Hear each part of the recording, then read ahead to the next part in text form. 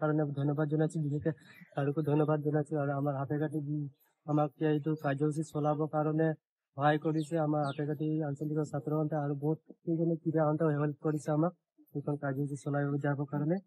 আজি প্ৰাণৰ শিল্পী আমাৰ জুবিন গাৰ্গ ৰহস্যজনক মৃত্যু উচিত তদন্ত ন্যায় বিচাৰি আমি আমাৰ হাতেকাটিৰ পৰা যোৰহাটলৈকে আজি দৌৰ কাৰ্যসূচী চলাইছো।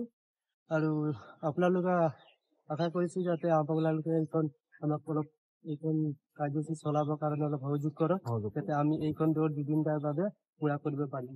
কাৰণে কিন্তু আমি এতিয়া বিচাৰিছো যে যিকেইজন এই ছিংগাপুৰলৈ গৈছিলে লগত সিহঁতক এটাকে আনিব লাগে, তদন্ত কৰিব লাগে, কাৰণ সিহঁতো জড়িত আছে। আৰু যিকেইজন এই শ্যামকান্ত মহন্ত আৰু হিতাৰ্থ শৰ্মা সিহঁতৰ দুজনক ফাঁচি দিব লাগে। আমাৰ সেইটোৱে দাবী। এই অকাল মৃত্যুত ৰহস্যজনক মৃত্যুত আমিও মৰ্মাহত হৈছো।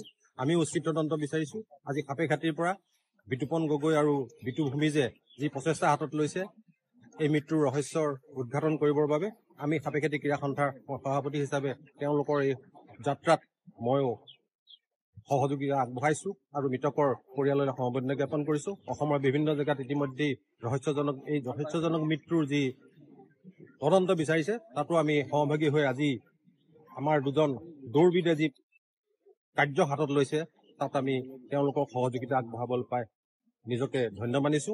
জুবিন গাৰ্গ অমৰ হওক। জুবিন গাৰ্গ এজন আমাৰ প্ৰাণৰ শিল্পী। তেওঁ সদায় থাকক আমাৰ মাজত। তেওঁৰ অমৰ